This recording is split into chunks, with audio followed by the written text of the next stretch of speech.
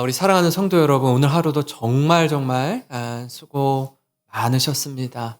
이 세상에서 그리스도인으로 살아가는 게 이렇게 만만치 않고 쉽지 않은데 또 하루도 잘 갈무리하시고 또 예배의 자리, 기도의 자리에 나오신 우리 모든 성도님들, 특별히 이 시간 하나님의 말씀을 통해 위로를 받고 힘을 얻어서 이 말씀을 붙들고 기도하는 우리 모든 성도님 되시기를 간절히 소망합니다.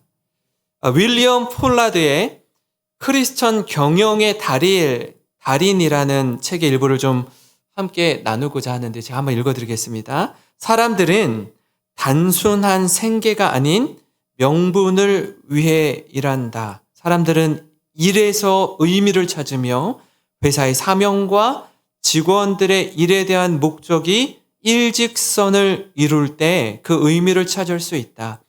봉급은 동기를 유발하기는커녕 오히려 의욕을 꺾을 때가 많다. 봉급만으로 동기를 유발하기 어렵다. 이런 글이에요. 여러분은 이 글을 보면서 어떻게 생각하십니까? 정말 봉급 많이, 월급 많이 받는 것, 연봉 몇 억 받는 것이 동기를 유발하기 어렵습니까? 정말 그렇습니까? 오늘날 많은 경우에 봉급을 더 많이 주는 기업, 연봉을 더 많이 주는 회사를 동경하지 않습니까? 프로 선수가 어떤 사람이 프로 선수죠? 돈 많이 주는데 가는 선수가 프로 선수예요. 사실 자기 몸값이 결정되기 때문입니다. 스포츠 선수들을 한번 보시면 금방 알 수 있습니다. 돈 더 많이 주는 곳으로 그곳으로 스카우트 돼서 가는 거 자랑이고 영광 아닙니까? 정말로 이 글처럼 여러분 의미와 명분 이게 정말 중요합니까? 만약에 여러분에게 있어서 나는 의미와 명분이 더 중요합니다 라고 한다면 그렇다면 그게 왜 중요하죠? 여기에 대해서 한번 깊이 생각해 보시면 좋겠습니다. 제가 이 질문을 드리는 것은 여러분 우리가 사는 세상이 돈에 의해 움직이는 세상이기 때문입니다. 얼마 전, 몇 년 전 일인 것 같아요. 이 설문조사 결과에 의하면 우리나라 고교생들한테 이렇게 물었습니다. 고등학생 청년이죠. 여러분에게 10억을 준다면 저는 감옥에 갈 수도 있습니다. 10억을 준다면 감옥에 들어갔다 나올 수도 있습니다. 저는 그렇게 하겠습니다. 라고 말한 고교생들의 퍼센트가 무려 44%나 되었습니다. 2명 중에 1명은 저한테 10억 주시면 감옥 가는 거 이거 괜찮습니다. 기꺼이 감내할 수 있습니다. 라고 대답했어요. 여러분 옳고 그름보다 물질적인 풍요가 훨씬 더 중요하다는 풍조가 확산하고 있습니다. 아이들만 그럴까요? 어른들에게 똑같은 질문을 하면 어떨까요? 더 많은 퍼센트가 나오지 않을까 싶어요. 우리는 사명에 의해 움직이고 있습니까? 아니면 돈에 의해 움직이고 있습니까? 다시 한번 여러분 스스로 곰곰이 생각해 보시기 바랍니다. 제가 서두에 이 말씀을 드리는 이유는 이 디도서를 나누기에 앞서서 사명을 가진 바울과 디도를 살펴볼 것이기 때문입니다. 사명이란 뭐죠? 사명이 없이는 감당하지 못하는 사역, 사명을 가지고 하는 거예요. 사명이 없으면 이 목회자로서 또 이방인의 선교사로서 처음엔 좀 할 수 있어요. 몇 년은 좀 할 수 있어요. 근데 평생을 하기에는 사명이 없으면 좀 하다가 이내 포기하고 지치고 낙심할 수 있기 때문에 그렇습니다. 그래서 사명을 가진 이 바울과 디도가 어떻게 이 사명감을 가지고 목회를 하고 선교를 하는지 함께 살펴보려고 합니다. 오늘 읽은 이 디도서는요, 바울이 크레타 섬이라고 하는데 그레데 섬에 사역하고 있는 디도에게 보낸 편지입니다. 이 편지엔 하나님의 영광이 머무는 교회를 향한 바울의 간절함이 담겨 있습니다. 이런 영광스러운 교회에 어울리는 성도로 가르치고 양육하기 위해서 바울이 디도를 그곳에 두고 옵니다. 그리고 디도에게 부탁하는 편지를 쓴 글이에요. 교회를 어떻게 섬겨야 하는지, 또 교회 가운데 어떤 리더들을 세워야 하는지, 이 내용들을 담고 있는데, 금요 기도회를 통해서 이 디도서를 택한 이유는 우리 교회가 시간이 지나면 지날수록 더 교회다워지고, 성도는 더욱 성도다워지고, 이 세상의 빛과 소금이 되기 위해서 과연 우리에게 무엇이 필요한지 말씀을 통해 점검하고 새롭게 되는 우리 영생교회 공동체가 되기를 주님의 이름으로 축원합니다. 여러분, 바울은 디도서를 통해서요, 두 가지 사실을 강조하고 있습니다. 첫째는 뭐냐면 지도자와 장로를 신중하게 세우는 일입니다. 교회의 리더를 신중하게 세우라고 말씀하고 있습니다. 내년도쯤에 이제 직분자들을 세우게 될 텐데 저는 여러 차례 자주 세울 마음은 없어요. 신중하게 세워야 되기 때문에 그래요. 기도하면서 세워야 되기 때문에 그렇습니다. 두 번째는요, 올바른 가르침을 전하는 일입니다. 바울이 디도를 그레데 섬에 두고 네가 이 일에 힘써 주었으면 좋겠다라고 말하는데, 장로를 신중하게 세우는 일과 정말 바른 가르침을 전하라라는 거예요. 그래서 1장은 교회의 공동체에 관한 내용이고요. 2장은 가정에서 그리스도인이 어떻게 살아야 되는가. 그리고 3장은 세상에서 그리스도인이 어떻게 살아야 하는지 가르쳐 주고 있습니다. 이 디도서의 핵심 구절은 1장 5절인데 우리 한번 같이 읽겠습니다. 시작. 내가 너를 그레데에 남겨둔 이유는 남은 일을 정리하고 내가 명한 대로 각 성의 장로들을 세우게 하려 함이니. 아멘. 남은 일을 잘 정리하고 자신이 미처 못다 정리한 일들을 정리할 뿐 아니라 각 성의 장로들을 세우라는 부탁입니다. 왜냐하면 이 당시에 이 그레데 섬 사람들은요, 섬 사람들은 좀 거칠기도 하고 또 항구가 있기 때문에 여러분 수산물을 통해서 이렇게 부유하고 풍족한 도시이기도 했습니다. 여유가 있고 풍족하고 넉넉하면 어떤 일이 발생하냐면 사람이 타락하게 되어 있어요. 교만하게 되어 있습니다. 성적으로 문란하게 되어 있습니다. 그 도시가 그랬다라는 거예요.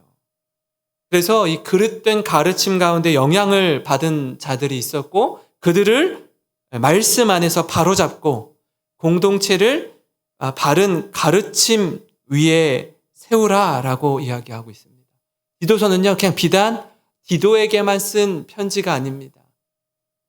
만약에 그랬다면 편지 서두에 자신에 대해 이처럼 표현하지는 않을 겁니다. 디도서 1장 1절에 이렇습니다. 하나님의 종이요 예수 그리스도의 사도인 나 바울이 사도된 것은. 하나님의 종 예수 그리스도의 사도인 나 바울. 자신이 이만큼 권위 있는 자라는 걸 나타내고 있어요. 왜 이런 이야기를 할까요? 이 권위를 가지고 그레데 섬에 있는 교회의 지도자, 성도들을 향해서 편지하는 글이기 때문입니다. 그래서 이 편지를 받는 그레데 교회는 바울의 권위, 하나님 주시는 영적 권위를 무게감 있게 받아야 합니다. 바울의 편지를 받고 수행하는 지금 여기 남아있는 사역자 디도의 권위를 존중해 주어야 한다라는 거예요. 왜 그렇습니까? 1장 4절에 같은 믿음을 따라 나의 참 아들 된 디도이기 때문입니다. 아들이라고 표현하죠. 아버지의 권위를 이어받은 아들, 하나님의 아들 예수 그리스도처럼 디도의 권위를 존중하고 인정해 주라는 거예요. 왜 이런 말 하냐면 바울과 디도의 권위가 저들에게 도전받고 있었기 때문입니다. 거짓 교사들이 나타나서 바울과 디도의 가르침을 왜곡하면서 그들은 가르칠 자격이 없습니다 라고 비난했기 때문에 그래요. 그럼 여기서 중요한 게 뭐냐면 메신저와 메시지, 다시 말하면 복음을 전하는 사람과 복음은 때려야 뗄 수 없는 관계에 있다라는 겁니다. 이게 왜 중요한가 하면 쉽게 말해서 이렇습니다. 여러분, 부모가 자녀를 양육하고 가르칠 때 부모가 부모의 권위를 잃으면 자녀들은 더 이상 부모의 이야기를 들으려고 하지 않아요. 어릴 때는 모르겠어요. 부모가 힘이 있고 능력이 있고 큰 산 같아 보일 때는 뭐 어찌어찌 힘으로 권위로 누를 수 있습니다. 나이가 점점 장성하고 또 많은 것들을 알게 되고 배우게 되면 부모의 말을 잘 듣지 않으려고 해요. 부모의 권위를 존중해 주지 않습니다. 부모다움을 잃어버리면, 권위를 잃어버리면 부모의 메시지가 자녀에게 영향을 끼치지 못합니다. 자녀들이요, 부모의 말을 귓등으로 들어요. 왜 그렇습니까? 자신에게 말하는 부모의 존재를 존중하거나 인정하지 않기 때문에 그렇습니다. 어떤 말을 해도 귀 기울여 듣지 않아요. 교회에서 말씀을 듣는 것도 마찬가지입니다, 여러분. 말씀을 듣는 목회자의 존재를 인정하거나 존중하지 않으면 어떤 메시지를 전해도 귀에 들어오지 않습니다. 메신저가 신뢰를 잃으면 그가 전하는 메시지도 죽어버립니다. 그래서 1절 말씀에 바울은 자신이 누구인지 정확하게 밝히는 거예요. 예수 그리스도의 하나님의 종, 예수 그리스도의 사도라고 말하는 겁니다. 내가 이 말을 하고 싶어서 하는 게 아니라 하나님께로부터 받은 말씀을 여러분에게 전합니다라는 거예요.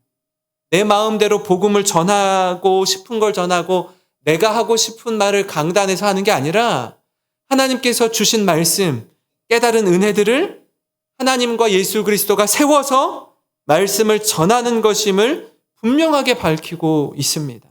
여러분, 그런 바울에게 바울의 사명이 뭘까요? 바울이 왜 이토록 이방인에게 복음을 전하는 선교사의 사명을 감당하고 있을까요? 첫째로요, 바울의 사명 첫째는 뭐냐면 하나님이 택하신 자들을 믿음으로 인도하기 위해 부름받았다라는 겁니다.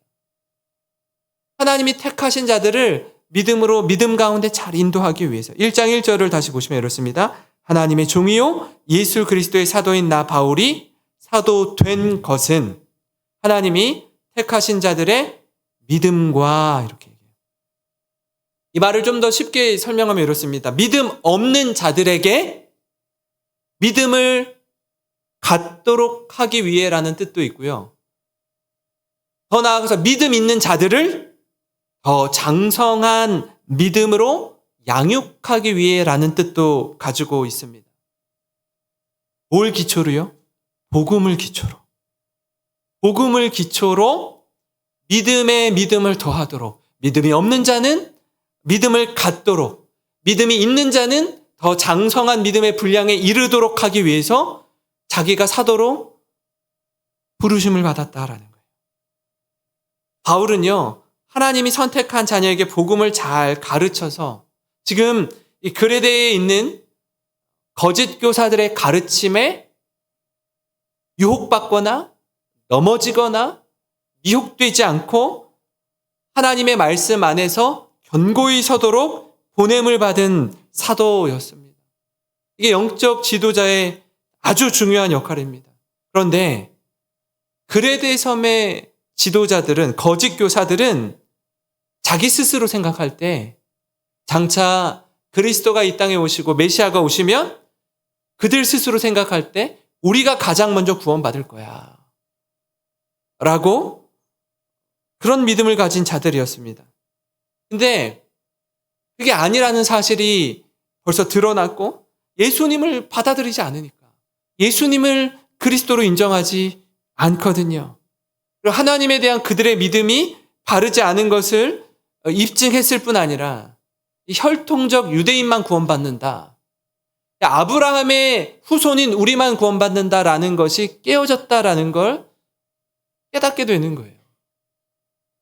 왜냐하면 그레데 섬에 유대인 그리스도인들이 많이 있었어요. 그들이 갈라디아서나 이 디도서나 그 외의 서신서들을 통해서 주장하는 게 뭐죠? 이방인들 너희들 구원받으려면 첫째로 할례를 받아야 된다. 둘째로 율법을 완벽하게 지켜야 한다.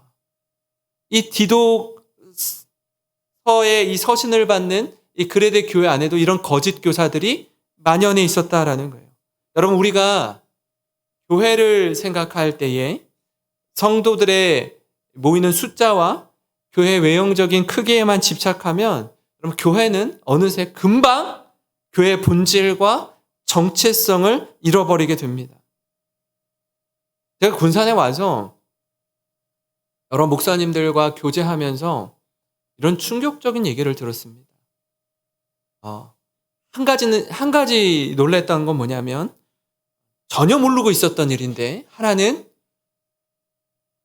군산과 익산이 우리나라 도시 가운데 인구수 대비 교회가 가장 많은 도시라는 거예요. 군산과 익산이 우리나라에서 인구가 우리 26만, 27만이거든요. 그 가운데 교회가 650개 정도가 있습니다. 650개. 400명당 한 개꼴로 교회가 있어요. 굉장히 많습니다. 가장 많은 도시예요.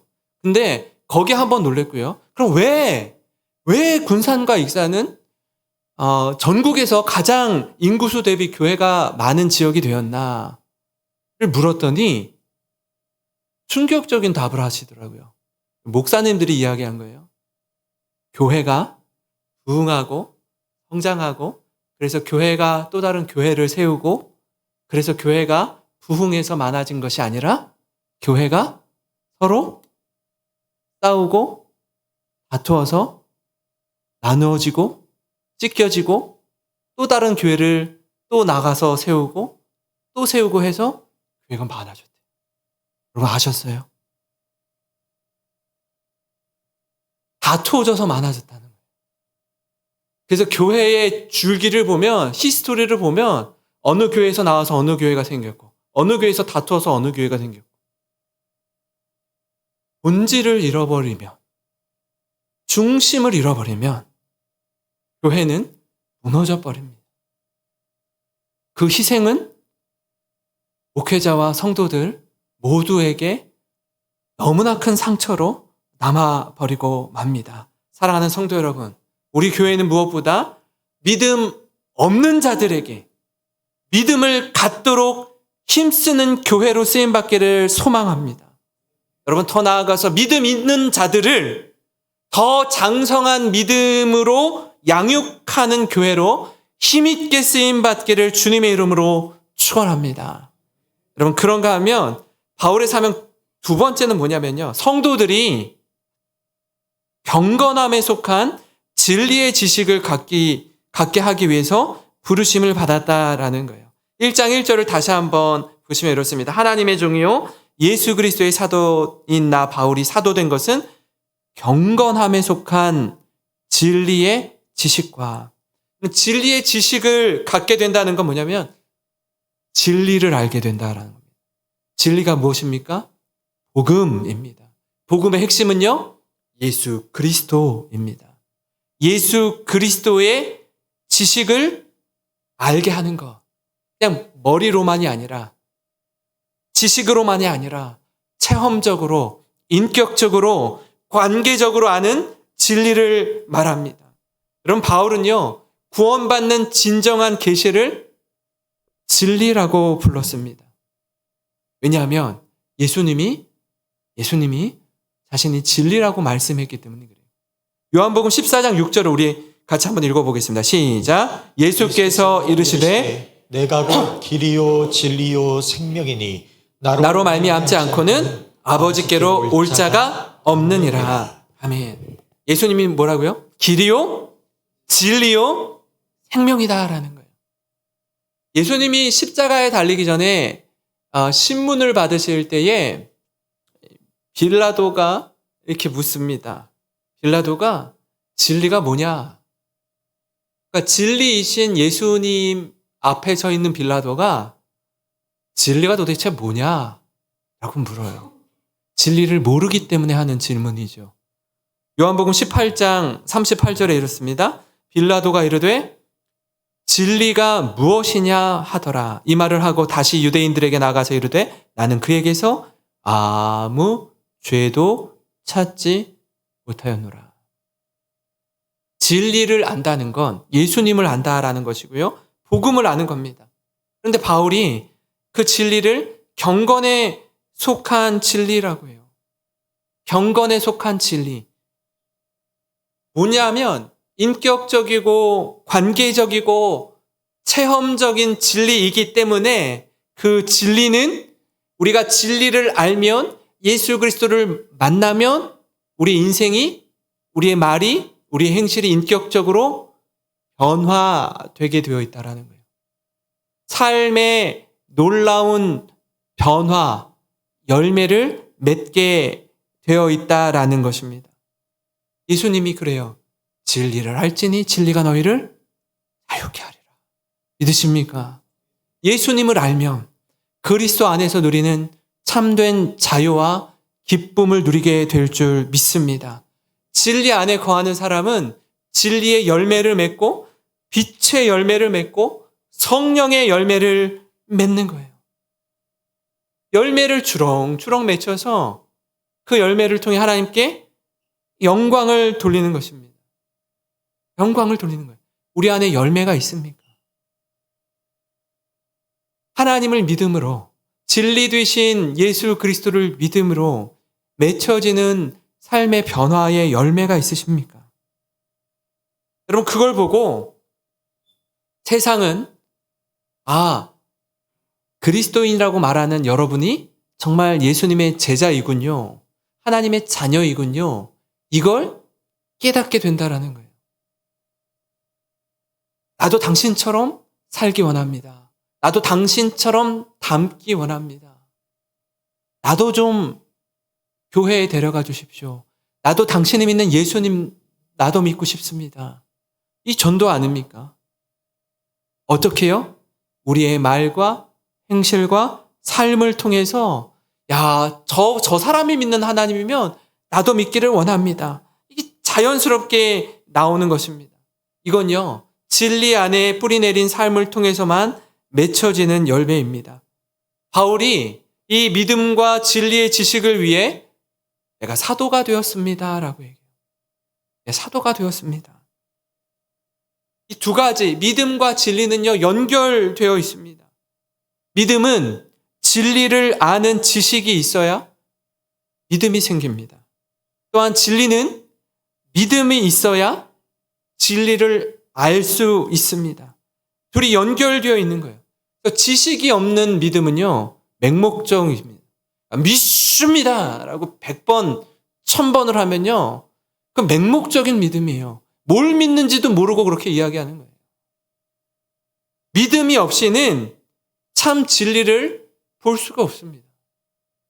머리만 커지는 거예요. 말씀은 있는데 믿어지질 않는 거예요. 믿음이 작동하지 않는 겁니다. 사랑하는 성도 여러분, 진리이신 예수님을 바로 깨달아 성숙한 믿음을 가진 그리스도인이 되기를 소망합니다. 우리 교회는요, 다른 것 추구하지 않고 이 일을 추구하는 교회가 될 것입니다. 본질에 집중하는 교회, 본질을 붙드는 교회, 그래서 성숙한 그리스도인이 불꽃같이 일어나는 우리 영생교회가 되기를 간절히 소망합니다. 그럼 바울이 이 사명을 감당할 수 있는 기반이 뭘까요? 왜 이렇게 열심으로 교회마다 편지하고 교회를 더 구체적으로 잘 세우기 위해서 리더십들을 세우고 그 교회를 이렇게 후속 조치까지 하는 걸까요? 그럼 바울의 사명의 기반이 어디 있기 때문에? 영생의 소망에 근거하기 때문입니다. 바울은요, 하나님이 택하신 자들을 믿음으로 인도하기 위해서 부르심을 받고요. 또 하나는 성도들이 경건함에 속한 진리의 지식을 갖기 위해 부름받았습니다. 이 일을 감당하는 이유가 뭐라고요? 근거가 어디 있다고요?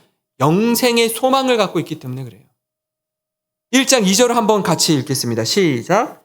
영생의 소망을 위함이라. 이 영생은 거짓이 없으신 하나님이 영원전부터 약속하신 것인데. 아멘. 여러분, 바울에게 이건요, 자신이 이 사명에 충성하는 이유인 동시에 우리 성도들이 믿음과 진리의 사람이 되어야 하는 이유이기도 합니다. 우리 교회 영생교회잖아요. 그죠? 이단이 있어서 가지고 이 영원한 생명, 이터널 라이프, 이 좋은 뜻이에요, 사실은. 이 좋은 뜻이 변질되고 왜곡되고 오해를 불러일으키는 거 아닙니까? 그죠? 신천지도 마찬가지 아니에요? 새하늘과 새 땅.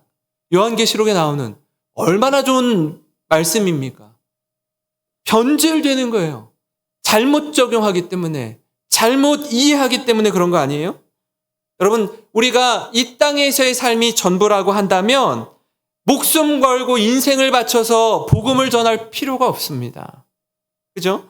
예수님이 참여하신 죽음 이후의 부활, 여러분, 부활에 대한 약속이 없다면 바울이 과거에 살았던 삶을 청산하고 돌이키지 않았을 거예요. 고난 속에서도 믿음을 지키는 이유가 무엇입니까? 박해 속에서도 끝까지 하나님을 향한 믿음을 지키는 이유가 무엇이에요? 손해를 보고 어려움을 겪는데도 경건의 능력을 따르는 삶을 살아가는 건 영원한 생명의 소망이 있기 때문에 그렇습니다. 초대교회 많은 그리스도인들이 사자밥이 되고, 여러분, 십자가형을 당하고 화형을 당하면서 죽어갔어요. 한번 생각해 보세요. 그 광경을 생각해 보시라고요. 아무렇지도 않을까요? 죽으면서? 두려움과 공포가 없을까요? 왜 없어요? 얼마나 무섭겠어요? 얼마나 고통스럽겠어요? 원형 경기장에 모여서 수많은 사람들이 조롱하면서 그리스도인들을 박해하고 십자가에 달아서 불에 태워 죽이고 사자와 호랑이의 밥이 되게 하는데 왜 안 무섭겠어요? 아마 도망가는 사람도 있었을 거고요. 나 예수 부인하겠습니다 하는 사람도 있었을 거예요. 수많은 사람들이 조롱합니다. 비아냥거려요. 그럼에도 불구하고 생명을 내어놓기까지 믿음을 지키는 이유가 어디 있습니까? 우차하게 생명을 앞에서 예수님을 모른다라고 부인할 수 없었기 때문에 그래요. 제가 아마 지난번에도 말씀드렸을 거예요. 저들이 저렇게 죽어가는 광경을 수많은 로마인들이 보면서 조롱하고 비난하고 손가락질하고 웃기다라고 하고 얼마나 불쌍하고 초라하냐고 하고 하면서 집으로 돌아가면서 그런 생각을 하지 않았을까 싶어요. 저들이 생명을 내어놓기까지 믿는 예수가 도대체 누구이길래? 누구이길래 저들이 믿음을 끝까지 지킬까? 그 생각이 들지 않을까요? 조롱하는 것으로 그칠까요? 그렇지 않을 거예요. 나라면 저렇게 할 수 있을까? 왜 저게 가능한 거예요? 영생의 소망이 있기 때문에 가능한 거예요. 이 땅에서의 삶이 전부가 아니기 때문에 가능하다라는 것입니다. 한 번뿐인 인생을 생명이 아닌 것에 목숨을 거는 바보는 없을 거예요. 여러분, 교회의 존재 목표는 분명해야 합니다. 함께하는 이들이 영생의 소망을 갖게 하는 것입니다. 하나님 나라에 대한 소망을 갖고 이 땅에서 진리를 따라 살도록 돕기 위해 교회는 존재하는 것입니다. 사랑하는 성도 여러분, 여러분이 직장 생활하는 거, 일터에 나가서 일하는 거, 직업이라고 해요, 직업. 여러분, 사명이 있습니까? 사명. 직장에서 열심히 일하는 게 사명이 아니에요. 그건 직업입니다. 예수 믿는 우리에게 사명. 여러분 사명에 의해 움직이십니까? 아니면 돈에 의해 움직이십니까? 이 질문을 제가 서두에 드렸습니다. 왜냐하면 우리는요. 직장 생활을 하지만 직장에서 그리스도인으로 살아가면서 복음을 전하는 자로 살아가는 거예요. 그게 사명이에요. 사명. 영혼을 구원하는 일, 이 우리에게 주신 하나님 사명이라고. 목회자가 하나님의 말씀을 강단에서 전하는 것, 이게 목회자의 사명, 목사가 하는 것이 아니라 그리스도인이라면 누구나 있는 그 자리에서 그리스도인으로서 복음 전도자의 삶을 사는 것, 이게 우리의 사명이라고요. 이 사명을 잃어버리면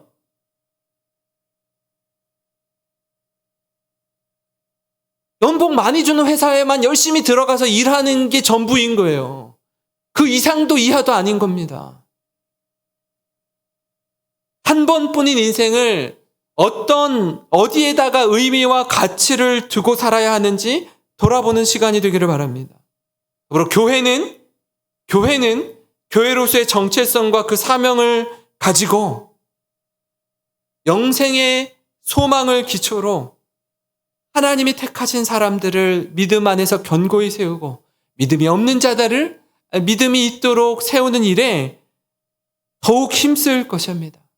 저는 우리 교회가 이 자리에 계시는 우리 성도님 한 분 한 분이 여러 차례 말씀드리지만 우리 가 교회라고 했습니다.